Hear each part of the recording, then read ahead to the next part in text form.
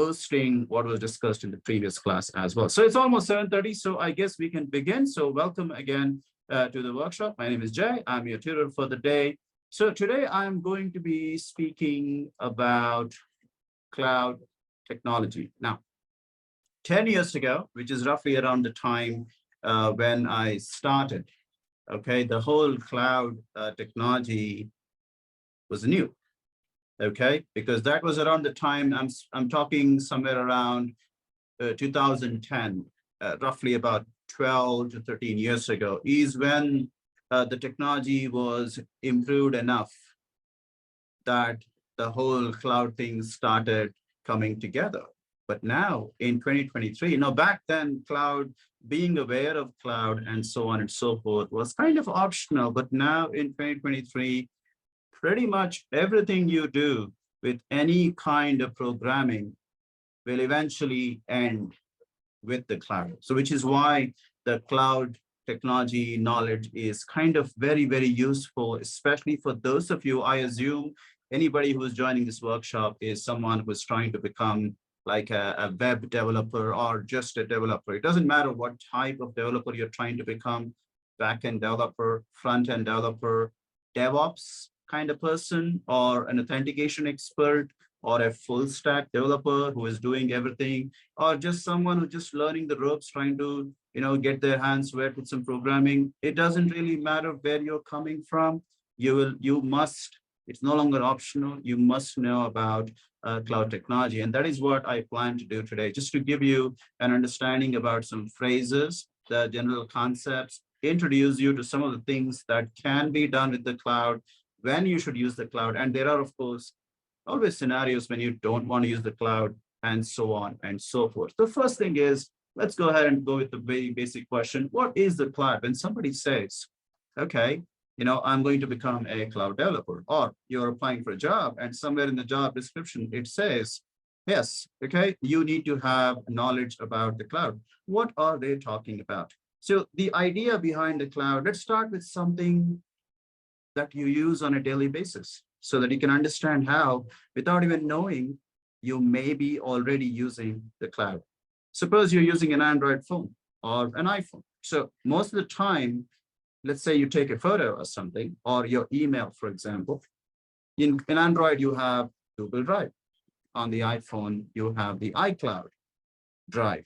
So if you take a photo, a lot of times automatically, the photo would get automatically uploaded to the cloud. Okay, so there you go. That's cloud already. So which means if you're using a smartphone, you're already using the cloud. Now, how does that help you as an everyday person? So, sometimes, yes, it happens. Your phone might be dropped.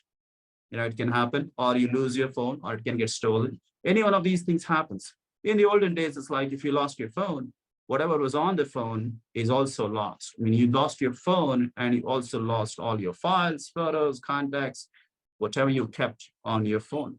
But now, thanks to the cloud, you lose your phone. Okay, very, very sad. Sorry about that.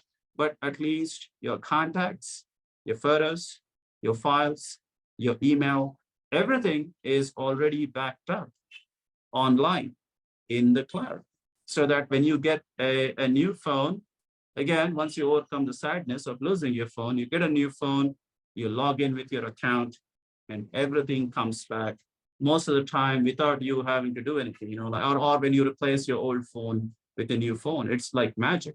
Everything has been transferred from the old phone to the new phone. So there you go. That is essentially what the cloud is. So so many of you may already be using the cloud without even knowing it. Okay, now that is more of a everyday consumer level usage of the cloud. Now, what about developers? That's why you're here. So if you're attending this workshop, that means you're trying to become a developer. So where does a developer use the cloud? How does he use it? How does she go ahead and use the cloud as part of her life? So let's start with the very basics. Suppose you're taking a very simple course on web development. Okay, you're building a simple website, nothing fancy. Okay, nothing fancy, something like a resume or something like an online digital resume, something which even if you're a new coder, you could probably learn in a matter of days and then have a website ready and so on. So now once you build a website, the very first step you have to do is deploy. Okay, deploy means, I did a workshop on that a few days ago, so I hopefully will check that out. The deploy means whatever code you have created, you take that code and then you put it on a server. Okay, now where does that server live? Okay, now that server ideally lives in the cloud. And I'm going to show you a very quick example. Now, first thing is, let me go on my screen here. You should be able to see my screen. And I keep telling this in all my workshops.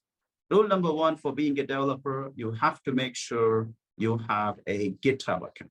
Okay, so please understand, make sure you have a GitHub account. And if I should go here to my account, okay, the GitHub account acts as many, many things. One big thing it does is it acts as a passport for all your developer activities. Now, this is my GitHub account, and you can see that I have a lot of things going on, a lot of activity and stuff like that. So when somebody comes and talks to me or wants to know about me, I tell them, hey, you know what, just check out my GitHub account. You can see how active I've been, how much work I've done, what is going on with me. And here, let's say I go with something like this. So I go with this one, and you'll see here, let me get my marker. You'll see here that I have, hold on, why am I not able to draw? Hold on, guys, Zoom, for some reason, it's not letting me draw. One second, please. Oh, the color is the white color. Hold on, guys, 1 second. I need to change the color to red. Here we go. So you'll see here that I have a simple website on the left side, and then I have a website link on the right side. And you'll notice, I'm going to zoom in a little bit. Now, observe very closely. I'm going to zoom in, and you'll see that this is actually running on Azure. Now, you'll notice the title of the workshop is A General Understanding of Cloud with Azure. There are many, many different cloud brands, and I am specifically going to show you how Azure looks at the end of this workshop. So this website right now is running on a web server on the Azure cloud. So which means if I should go ahead and open this website, hold on, let's go ahead and zoom out, right click and open this. And there you go. That's a very simple website that I have built. It's about an art project I work on. This is actually a workshop which I'm going to do after a few days. So those of you who want to come back, please come back. This is what I'm going to show you, how to do these things, what these things, and so on. So anyway, so that's the topic for another day. So there you go. This is a very simple website. I have a link here. I'm going to put this link in the chat box. All of you will be able to click on it and open it on your computer. Now, this is what we call deployment, okay? And what I am doing is, I am a developer. I built this website on my computer, and I was able to get a web server created, and then I was able to deploy it on the cloud, okay? At the end of the workshop, I will show you how the Azure portal, the cloud portal, looks like. So you will get an idea how it looks and stuff like that. So anyway, coming back, that's what I mean when I say, what is the cloud? So as far as developers are concerned, the cloud is the place you will go to deploy things. The example I showed you was a simple website. However, whenever I'm working for a customer, and of course, if you're a student, I always tell my students, look, if you're going to be, you want to be taken seriously as a developer, then you need to have demo projects. A demo project means you need to know how to build a lot of projects, front end, back end, database, authentication. And a lot of times you shouldn't be building these things on your own. You should take advantage of the simplicity of the cloud. And the good thing about the cloud is a lot of these cloud services, they give a lot of services for free, especially if you're a student. So you should be able to use the cloud, learn the cloud without any cost to yourself. So whatever you want to in a software project, web server, you can set it up on the cloud. Database server, you can set it up on the cloud. Authentication server, you can set it up on the cloud. So any kind of server you're thinking of for your project, you can pretty much set up the whole thing on the cloud. Okay. And please remember, it may be new to you today, but cloud technology is pretty much, it's been around for 10, 15 years, and everybody's using it. Like in the earlier days, a common concern was, okay, what about data? What about privacy? What if the data gets lost and things like that? But now, thanks to government regulations and all those things, a lot of these problem areas have been mostly solved. And also, as far as you are concerned, you're trying to become a developer, apply for a job as a developer. So you shouldn't really worry about using the cloud and having to worry about stuff like, hey, is this safe? Is this not safe? It is a valid concern, but you probably will have to worry about those things when you become like a project manager or a company owner or a CTO or something like that. So we are not talking about such advanced things here anyway. So as far as you're concerned, if you have any kind of issues, somewhere you may have read an article, like, some big letters like, oh, is the cloud safe? Oh, should we use the cloud?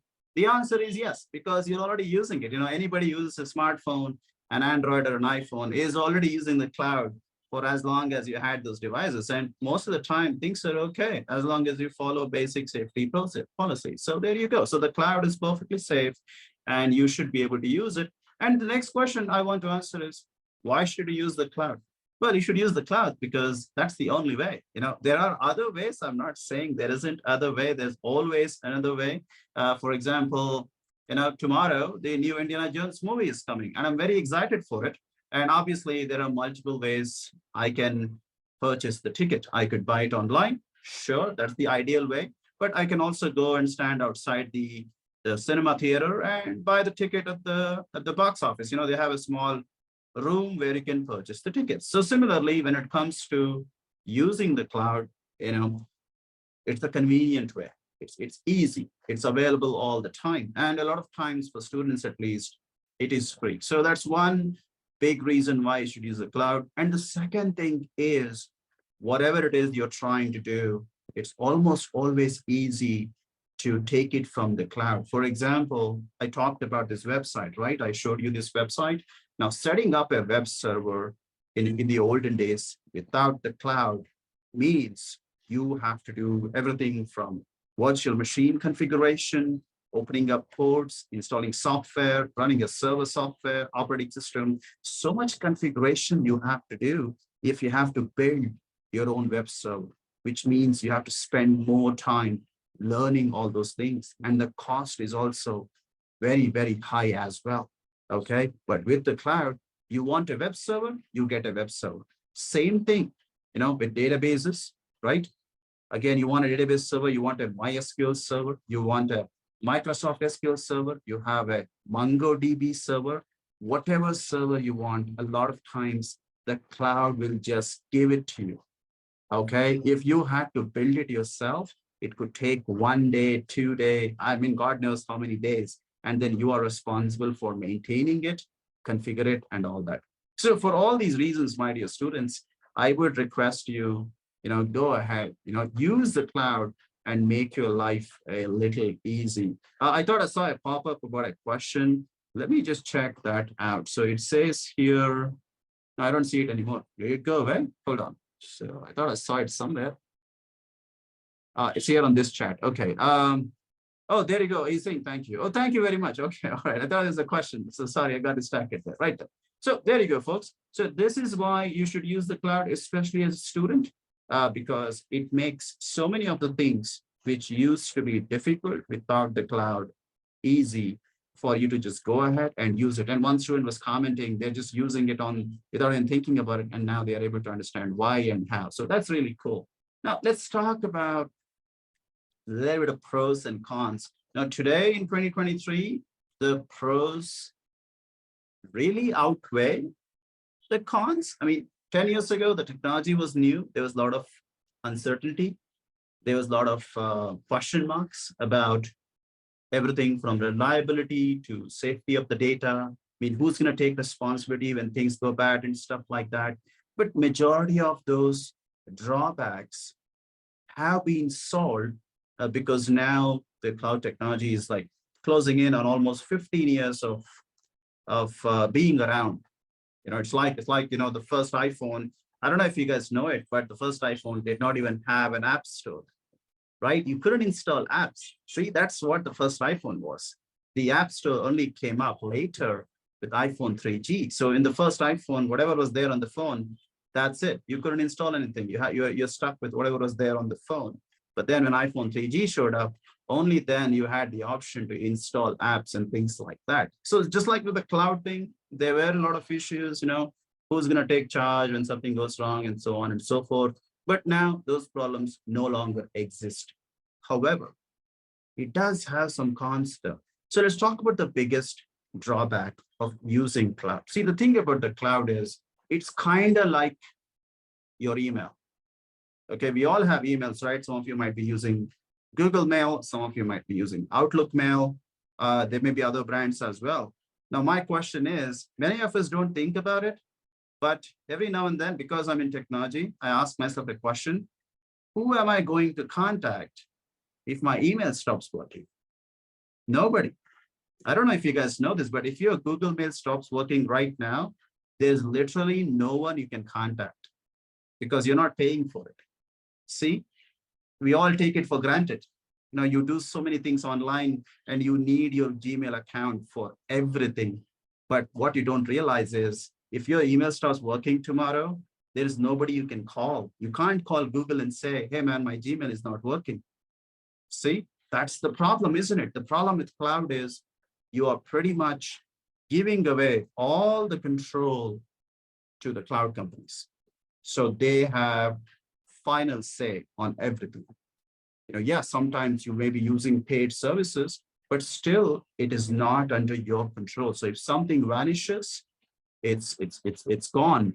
I mean, yeah, there are some contracts and agreements and stuff like that, but ultimately it's not under your control. So just like how you kind of assume that your email will always work, when you go with cloud services, you're also kind of making similar assumptions. It's not dangerous though, but I'm just mentioning that it is not under your control. Let's say if you have your own server in your office building, then that server is under your control. Your data is in your building. You're using your own operating system. You're setting up your own computers. You're using your own data centers. You have your own security protocol. So everything is under your control. So that's what I'm talking about. It's nothing to be scared about, but something to keep in mind. Okay, so that's what I would say is like a drawback of the cloud. But of course, with each passing year, almost everybody is just assuming that the cloud is great. And it is. I've been a cloud developer since 2012. So far, I haven't had a single issue. No data has been lost. Nobody has paid any penalty for something going wrong because nothing has gone wrong, at least not in my experience. So there you go. So there is a drawback, but it's not like something like, oh, you have to be scared of something, but it's something you should know as a developer. So there you go. That's what I would call it, like cons and so on. Now, obviously, when you're talking about the cloud with anything these days in technology, you always have some concerns about privacy, right? Because I don't know if you guys know it, but everything you store online is subject to some kind of monitoring and things like that. So once things go online, somebody's scanning it, maybe anonymously or with purpose or stuff like that. It's always there. It is, it's online. There are a lot of government regulations and stuff like that. Now I can't go too into it, but privacy and stuff like that. Whenever you sign up for a service, somewhere there'll be terms and conditions like whatever you do on the cloud, it will be monitored and stuff like that. So it may bother you, especially if you're running a company or something, if you're doing something really something which is like IP and stuff like that. But everyday developers like you and me need not worry about it. Best case scenario or worst case scenario, ultimately you're simply deploying some demo project, a website here, an API server there, a database server there. That's all you're going to do. Nothing which should be like a security concern or a privacy concern. However, let's say if you're giving a presentation about cloud and stuff like that, and you have to talk about what kind of concerns you should have, or maybe you want to go read up about it and so on and so forth, then yes, please understand when you put something on the cloud, somebody is watching it, because you don't own your own service. So whatever you put on the cloud, sometimes for safety reasons, sometimes for government regulation reasons, whatever you do will be monitored and so on. So you do have that concern. It shouldn't bother you and me as developers, but if you're running a business or something to think about. So there you go. That's a concern you should definitely have. So let's start talking about what are the different cloud services that a developer would normally use, and how does that look like? So that is what I'm going to do now. So I'm going to turn a little bit on my computer. So I'm not ignoring you. I'm just looking on my computer. So I'm going to quickly start showing the different cloud services and different brands that I may have used over time to get work done. Okay. So the very basic kind of cloud service that you will be doing is a web server. Okay. If you're planning to become a developer or something, a lot of times, especially if you're new, then I would strongly recommend that you should try to become a web developer, which means you have to learn HTML, CSS, and JavaScript. So that is where your journey will begin. Okay. So how would that look like? It'll look exactly like how I showed you before. So there you go. This is a very simple HTML, CSS, and JavaScript site. Okay. Now, this is the scenario I'm talking about. So when you start your learning, okay, ideally, you will start with something like this one. If you don't know this already, you may want to make a note of this. There is this website called CodePen. I have mentioned this in many of my previous workshops. So if you're beginning your web development journey, then you should definitely start with CodePen. And then you go ahead and build a website. For example, I have a website right here. So there you go. You can see on the left side, you have HTML. Let me get my marker. You have, oh, hold on, there's a pop-up here. I need to close it. 1 second. There you go. So if you're building web development projects, you will have HTML stuff, you will have CSS stuff, and you have JavaScript stuff. Okay. I do see some raised hands, but folks, let me go ahead and talk the questions at the end of the workshop. Okay. I hope that's all right. So you have these three things. And then when you build this code, if you're using CodePen, then you can actually look at how the website looks like this, which is okay. It's actually better. You can share it easily with whoever you want. But what if you want something a little bit more like developer style? Okay, then what you would do is you would come to GitHub. Okay, I keep mentioning this again and again in all my workshops. If you're a developer, you should know how to use GitHub. Very, very important, right? So once you come on GitHub, what you would do is you put your code, it look like this. Okay, you can see here, HTML. I don't know if you guys can see it. Let me get my marker. There you go, HTML, JavaScript, CSS. Same thing I showed you in my CodePen. See, HTML, CSS, JavaScript. So when you're building a web app or a web site, you have these three things. Same things I have gone ahead and put it in my GitHub as well. So please remember, always be using GitHub. So once you get your code on GitHub, you go ahead and set up your own web server on the cloud. So if you have one thing you want to take away from today, one thing you want to learn from me today after the workshop, go online to AWS. Okay. That's one brand. You can get a lot of free trials on all these companies. So go to Amazon Cloud. All right, that's one brand. I hope you're making notes.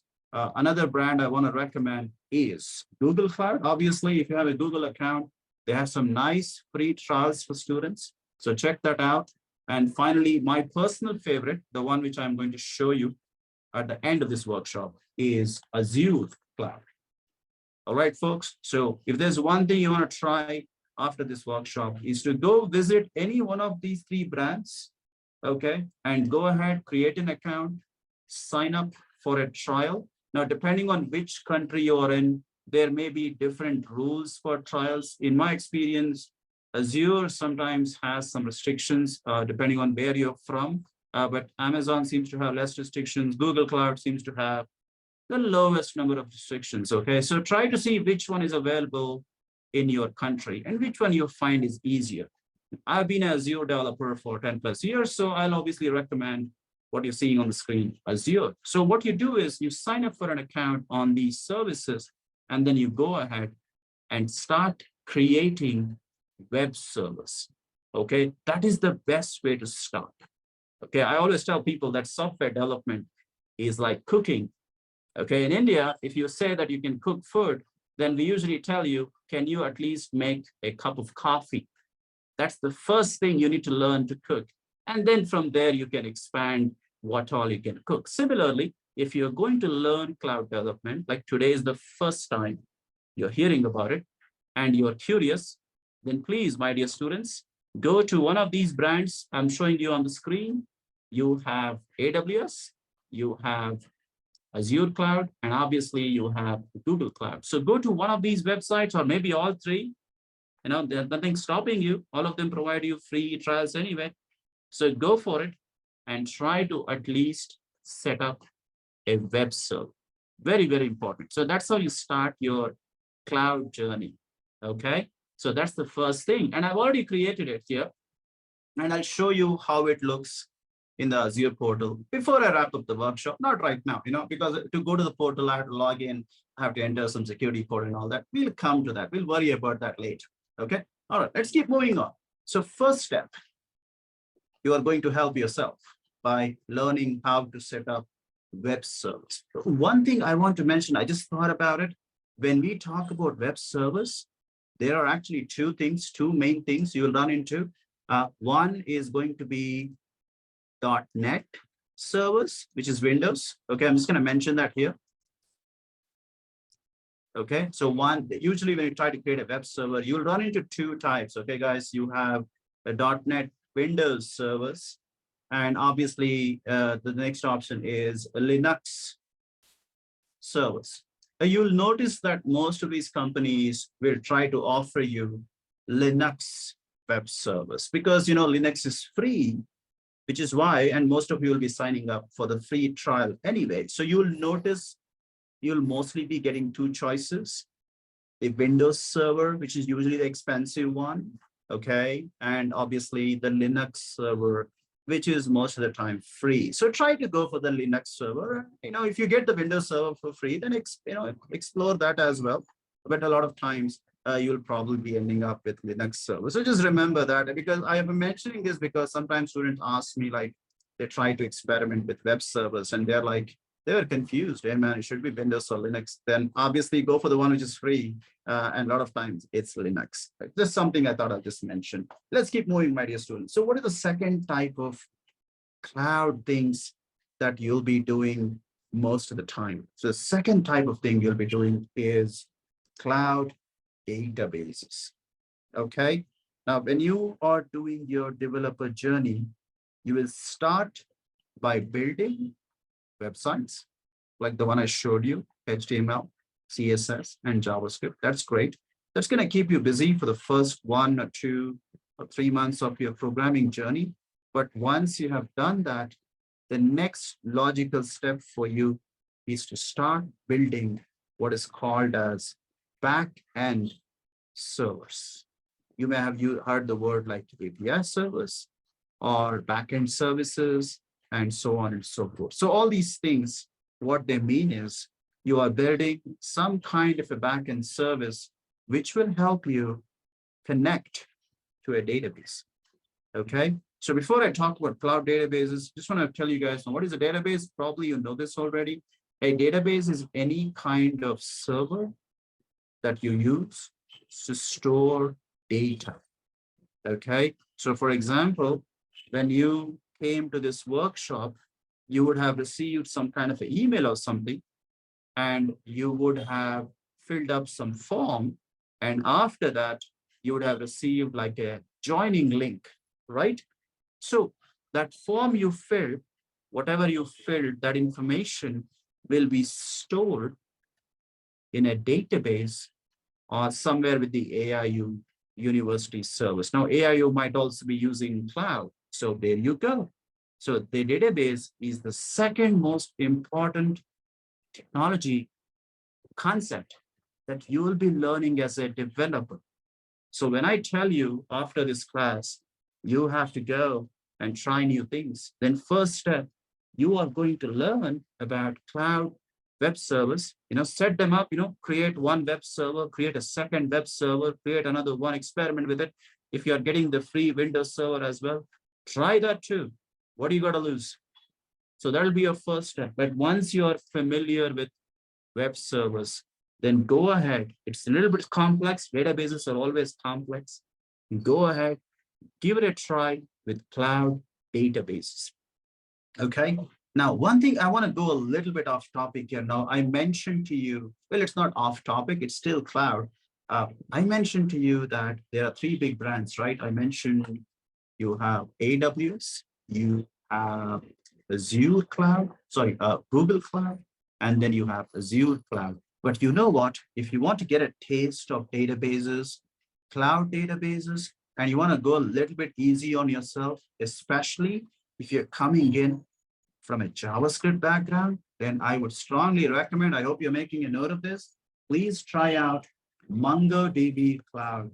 Very, very easy to use. I do a lot of, JavaScript full stack tutoring.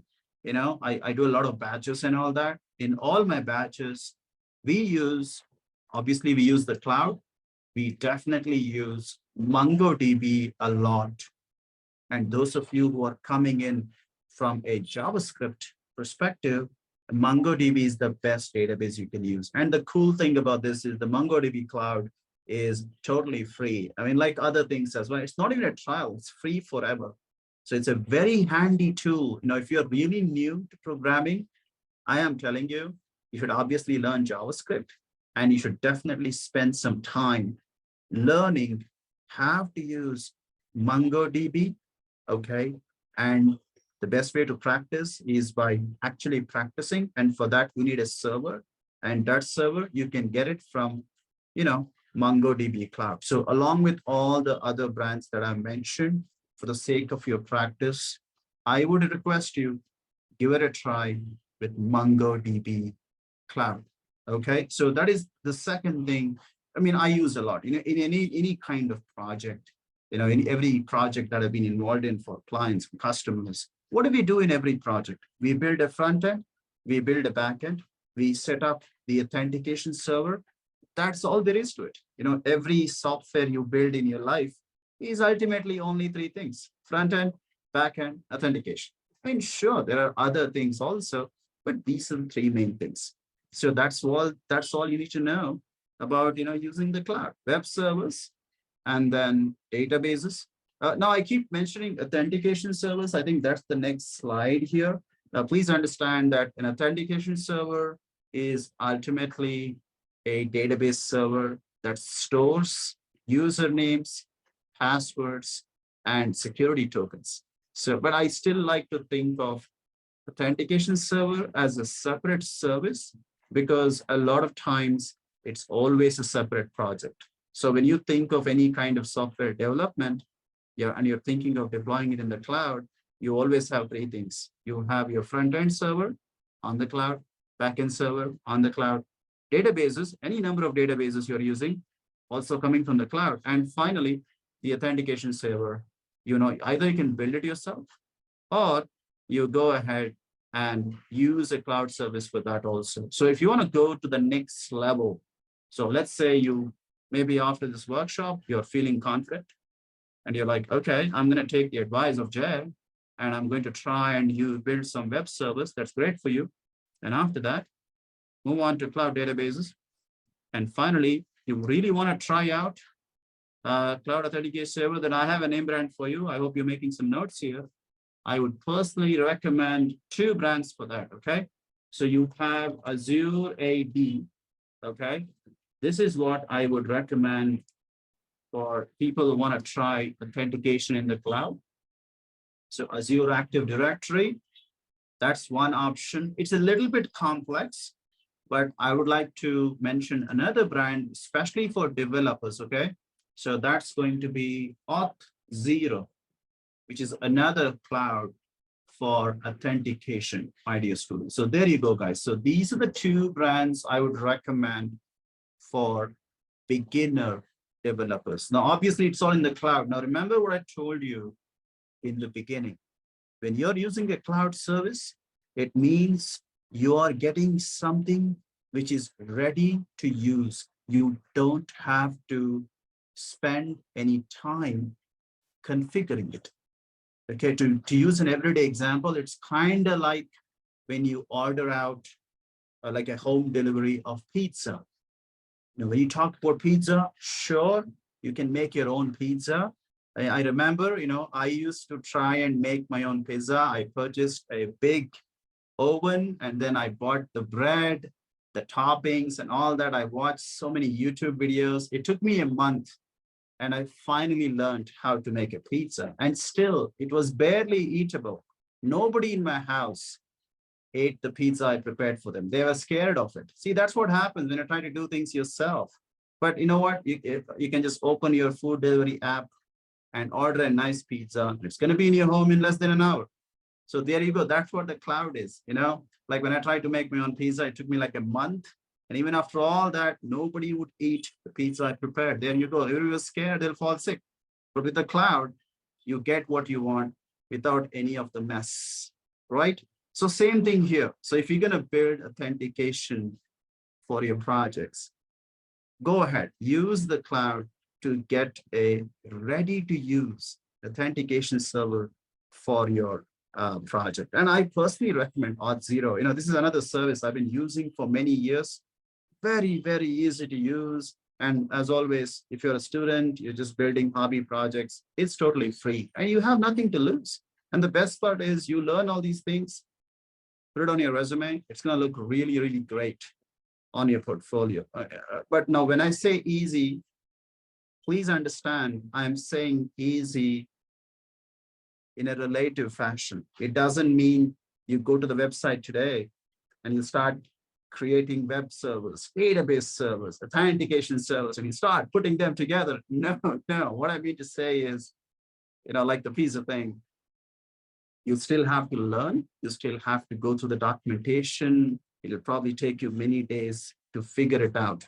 But some things are already done for you, like maybe 10% of the hard work, but the remaining 90% is still you have to do as a developer. So this is the main kind of cloud services, my dear students. So what I want to do here is I'm going to drink some water. So I'm going to go quiet for a bit. If there are any quick questions from the moderator or somebody else, I can take it. Otherwise, I'm going to go quiet for a minute. I'll drink some water. When I come back, I'll do what I promised to do, which is I'm going to log into my Azure portal and I'll show you how it looks so you get an idea.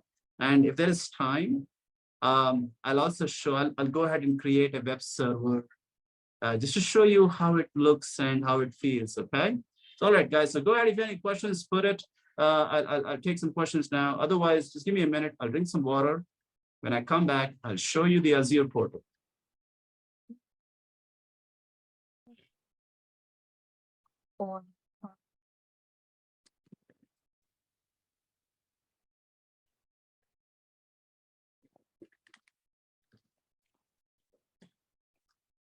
Let me just check if there's anything in the chat there. Okay. No, nothing on this chat. Let me check the other chat here. Okay, here we go. Okay, no problem. Okay, great. Hello, Suleiman. Hello, hi. Okay, all right, folks. So I had my water. So let me go ahead and show you how the Azure portal looks like. Okay. Now I've been using Azure since 2012. Okay, I still remember when I started using cloud, I was one of the first people in my city to use the cloud. So it's pretty fancy stuff. But now, of course, everybody uses the cloud. So that's what it is. So hold on, folks. Let me go ahead and stop my screen sharing here. I'm just going to log in. I have to enter my password, security code, and all that. So hold on. I'm just doing that right now. 1 second, please. Okay, here we go. Guys, we are going to allow you guys to speak at the end of the workshop, but if you have any questions before that, just go ahead and put it in the chat. But at the end, we will open the microphone for those who want to talk and ask the question. So if that's okay. So, all right, I'm logged in. So let me go ahead and share my screen again. Okay, all right, guys. So this is how the Azure portal looks like. So when you log in, you will actually see something like this. Okay, there's a lot of things going on here. So let me try to get my marker Okay, now remember, depending on where you are in which country, some things might be different, but most of the things will be similar because, companies that try to maintain the same look and feel across everywhere. So what is going on here? So first step is you'll notice that you obviously have the brand that we are using, Microsoft Azure. And the second thing is usually in the top, you'll see a list of the standard services that most developers use. Now, remember when I told you that databases is something that you do almost immediately. So you can see here, the database is mentioned here already. And web servers in Azure, web servers, Microsoft likes to use the word app services. So whenever you see app services in Microsoft Azure, that's usually a web server where you can deploy websites and so on and so forth. Now, there are a lot of other things as well. So one thing which I would recommend you do is once you go there, you can actually go in here and you'll see on the left side, I don't know if you can see it. Let me try to zoom in. Hold on a bit. Okay, I'm zoomed in almost 200%. Yeah, there you go. That should be slightly more visible. So you could try going to all services and Microsoft, the website will show you every cloud service available from Microsoft. So there you go. That is what is going on here. So you can see that they're always adding more and more things pretty much every month, every year, and each section will have multiple services available. Okay, so this is a lot of times what happens is you may not even know something is there, but you should be able to find it by going here. For example, let me just show you something that I worked on. Yeah, cognitive. Yeah, there it is. So this one I remember. This is cognitive search. Sorry. I was talking about cognitive services where you can do things like text to speech conversion and stuff like that. I thought that was that. Oh, anyway, bot services. Yeah, there you go. So bot services, the AI chat and things like that. So if you're interested in building chat services, then there you go. There is a bot server. Again, a cloud offering which will help you build your own chat and things like that. So like this, you'll find many of them. And I have to be honest, guys, I'm mostly a front end and back end developer, so I don't really use all these things. But then again, in the audience right now, you might be coming from different backgrounds. So you may be interested in different things. So whatever it is you're trying to do, another thing which I've seen some students do is, if you're a final year student, like in university or something, you have to do projects, right? You have to do like a final year project or a semester project. The cloud is a great idea to check out what are the different things which is there. And you can pick up one of those things to make it your final year project and so on. So it's a great way to explore things. So anyways, that is how it looks in terms of services and so on, or whatever services you want, it'll be listed here. So I am mostly interested in web and mobile. So if I go here, I can see that these are all the services that are available for me. And a lot of times I usually go directly to app services. So there it is. So this is it. I'm going to zoom out a little bit, guys, because I'm not able to see anything properly. There you go. So right now, I don't have any apps created as such. So it says there are no app services. But if I create them, which I'm going to do in a few minutes, they will show up here. And another thing I want to tell you is, especially about Azure, is whatever you're trying to do, you can usually go to Azure Docs. Okay. And a lot of times, Microsoft already has a very nicely organized documentation. So whatever you're trying to do. So for example, you're trying to do web apps. Yes. So you can simply go online and search for web apps, Azure Docs. Okay. And you'll go to the Azure App Service page and you can literally sit down, and on the left side, I'm going to zoom in again.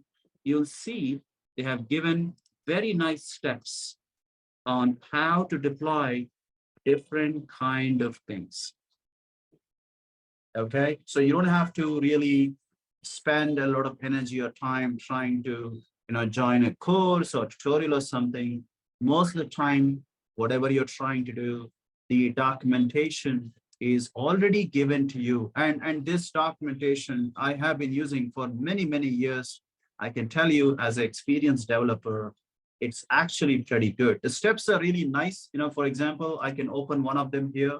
Let's say we are trying to deploy a simple Node.js project. So if I go to that one, you can see here, right? They give you a nice steps, what you have to do, which step and so on. Everything is listed here. So even if you're totally new, they give you screenshots, they give you commands, and also there is a, if you, there you go, every step. It looks very, very deep. It's very detailed. So what I'm trying to say is, I'm not trying to sell Microsoft or anything, but the documentation is pretty cool. So go ahead, even if you're completely new, without any help from anybody, just remember the words. I'm going to put it on the PowerPoint. So whatever you're trying to do, all you have to do is, so let's say you're looking for web apps, right? So all you have to do is web apps, and then just add the word Azure Docs, DOCS. So whatever you're looking for. So let's say you're looking for databases, then what will you do? You just go online.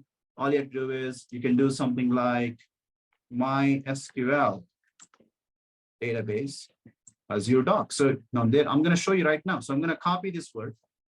I'll go to the internet. I'll search for it. And then there it is. So there you go, Azure database for MySQL. That's it, see? And if this is the database you're trying to use, just go here. Every step you have to do. Look at that, creating a MySQL server. All the steps are here for you with screenshots and everything. So this is what I like about it. The cloud tries to make it as easy as possible. And if you're thinking, wow, all of this looks really good, then why is it free? Guys, the reason is simple. Now you're all students, okay? Now the world needs developers who have the knowledge, okay? So you're not trying to do anything commercial. You're just trying to learn. So it makes sense for big companies like Microsoft, Google, Amazon. They give you all these things for free because they want you to become developers. Because if you're ready to use these things, you go to a company, then obviously companies will pay money to use these things. So which is why all these tech companies, they give a lot of things for free because they want people to get ready by the time they grow up or finish the university. All right, that's the only reason. There's no conspiracy here or anything like that. It's mostly about making sure you're ready by the time you graduate or something. So there you go. That's the whole idea. So if you're thinking, wow, this documentation looks good, they're doing it because they want you to learn. They want you to learn with minimum effort. So this is the way to go about it. Now, I mean, for the other brands as well, same steps will work, but I don't use them that much. So I can't really speak too much about it. But Azure, I'm very familiar with these things. So I can tell you with confidence. But the steps will be the same for Google as well. So let's say you're trying to create a database in Amazon. So what you can do is you can say AWS, MySQL database, AWS Docs, okay? And there it is. They have something similar. Oh, okay, it works. It works. Oh my God, I'm so happy. So there you go, guys. The same procedure works for Amazon as well. So just like I said, I hold on, let me go to my PowerPoint. So I said MySQL database, Azure Docs. If you're looking at Amazon, you can do the exact same thing. Just change the word from Azure to AWS. And then you will get the article from, yeah, they also have nice steps, screenshots. Wow, okay, this is also looking good. So there you go. It doesn't matter. It doesn't matter which brand you're using. The steps, the knowledge is always there for you to go ahead and just use it. The only thing lacking is your effort. So if you're willing to make the effort, you should be able to become a cloud developer, just like I am. So there you go, folks. That is the main thing about, what I want to show you, how you would search for things. I want to show you the dashboard. I've shown the dashboard here. This is how it looks. Okay. And I still have 10 minutes, so I can go ahead and create a web server, see how that looks, just for the audience here. But before I do that, if there are any questions, this is a good time for me to take the question because I still have some 10 minutes to create the server. It'll take a few minutes. I'm going to do it, actually. I'm going to do it. I can talk and speak. I can talk and do things. So go ahead, folks.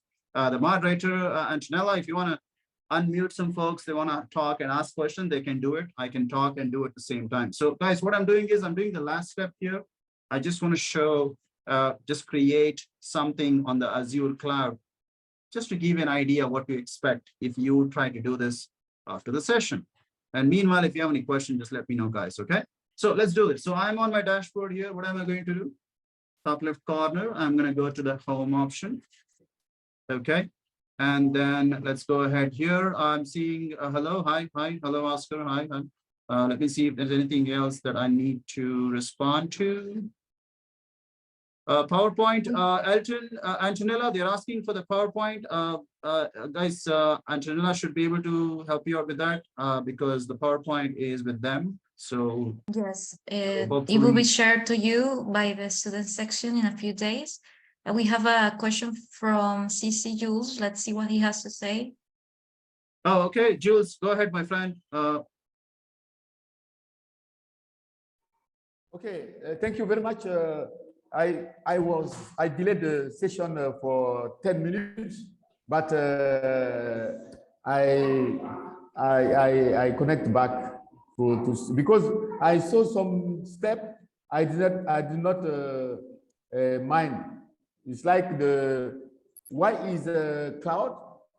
What is cloud? The first step you explain. So if you can just summarize this first step. This is the first question. Second question is about the cloud foundry, and the native and monolithic application. So I would like your assistance to understand the how they call the words of this of cloud related concepts of this cloud related concept. This is just the two questions I have. Thank you. Right, Jules, I'm sorry, but the audio is not that clear. But I think what you want to know is where do we use the cloud? I think that's your question, if I'm not wrong. Yeah. What is the cloud? What is the cloud? Why the cloud? Why the cloud? And I think the first step of the video conference, I was okay. Let me. Just one thing which they told me that is that they are going to put the recording in the channel or something, so you should be able to watch it later. But what I said in the beginning is the cloud is ultimately a way for you to configure your own servers, your own databases, and your own machine learning, your own AI. So whatever it is that you're trying to do as a developer, in the olden days, or the hard option is for you to configure everything by yourself. So the simple answer, which I explained in the beginning, is the cloud helps you get these services without having to worry about configuring them. So that's a one-line answer for your first question, Jules. Now the second question of where do we use it? So the developers, we use it everywhere. So you build something, you build an app, a web app, you build a API server, you build a authentication server, whatever coding you're doing to make it real, to make people use it, you are going to deploy it somewhere. So that's where we use the cloud. So whenever you're trying to deploy the software that you have built, my friend, that is where we go ahead and use the cloud. So I hope that answers your question, Jules. Yeah, but please, the monolithic and native application from cloud. I'm not getting your question, Jules. I'm sorry. I say I would like to know the cloud concept. Some cloud concept is like the monolithic. Is first is the cloud foundry, and native and monolithic application. That I want to know what does them mean. Right then, it seems like we are going around in circles, Jules. So my friend, whenever you want to deploy anything, Yes. so we literally deploy it on the cloud. So if you build a website, you deploy it, you do it on the cloud. You build a backend service, you deploy it, you build it on the cloud. So whatever you build as a developer, when you want to deploy it, for example, you want to have a database. So you are building a software where somebody is filling a form and collecting the data. So that database is going to be configured or set up on the cloud. So that's its application, giving you the servers that you want. Does that make things a little bit more clear? Maybe, I hope so. Okay. I hope so. Okay, I can see you nodding your head. So I think I am. Okay, all right, guys. Okay, so folks, go ahead. Anyone else has any questions? Let me know.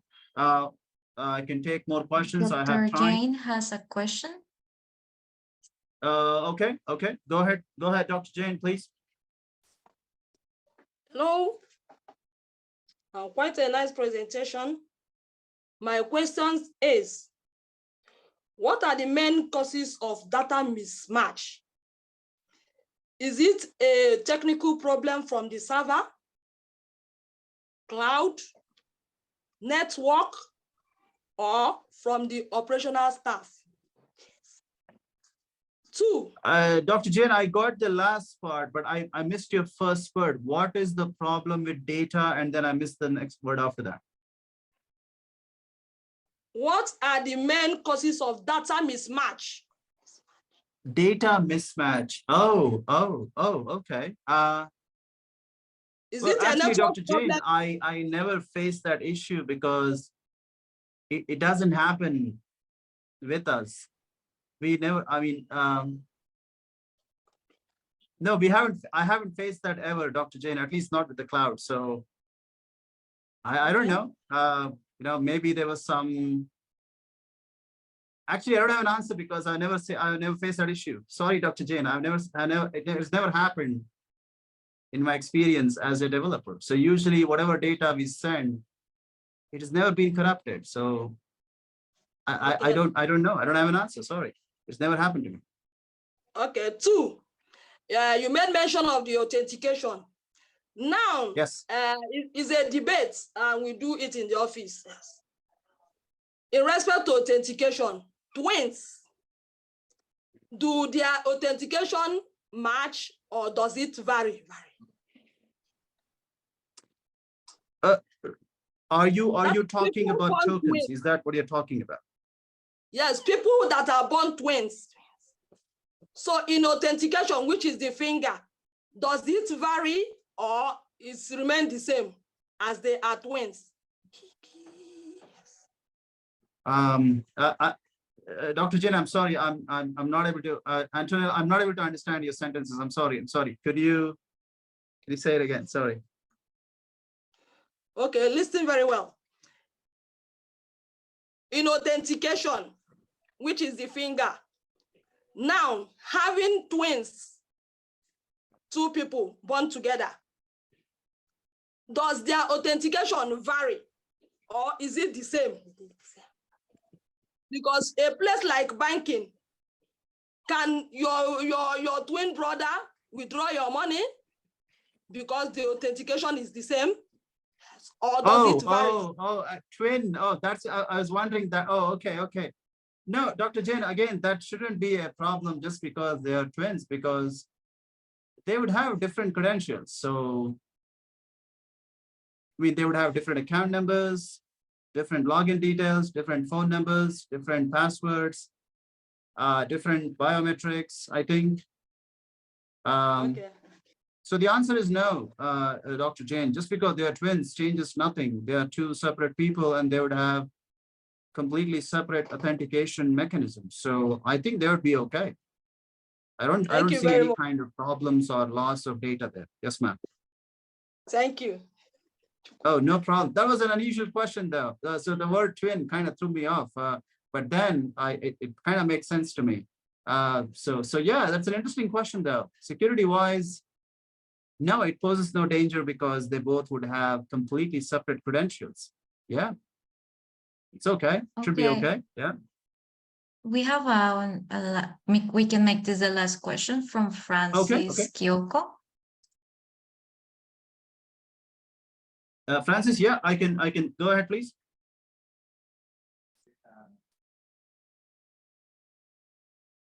Perhaps they're unable to unmute. He's not themselves. unmuted. Yeah, I think they just came up. Yeah.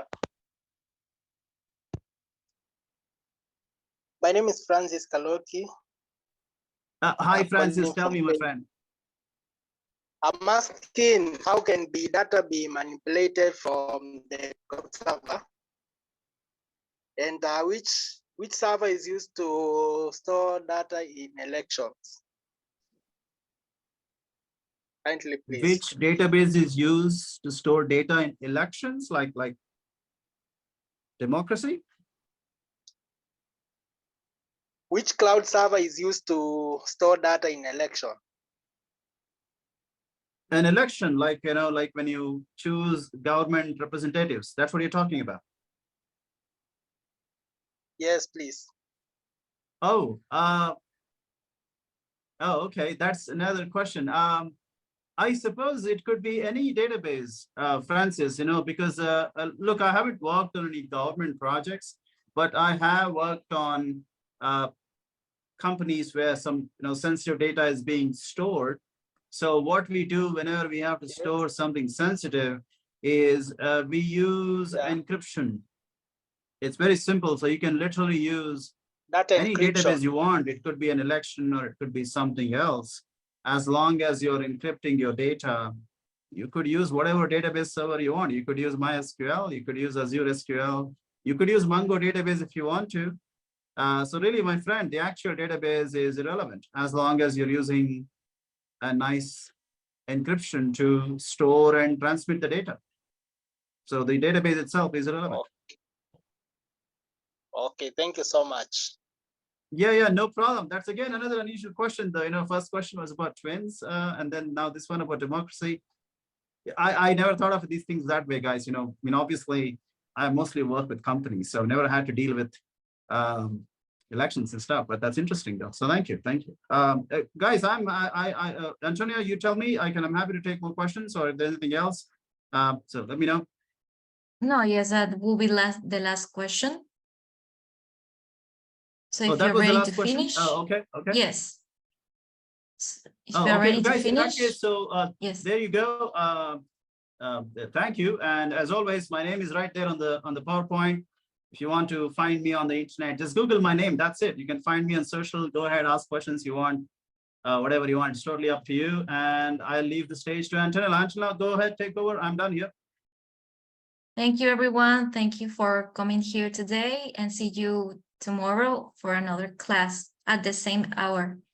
Bye-bye. Bye, guys. Bye. Thank you, Antonella. Bye, guys. Take care. Thank you. Bye-bye. Thank you very much. Thank you. Guys, bye. If you have Bye. any questions, just go ahead.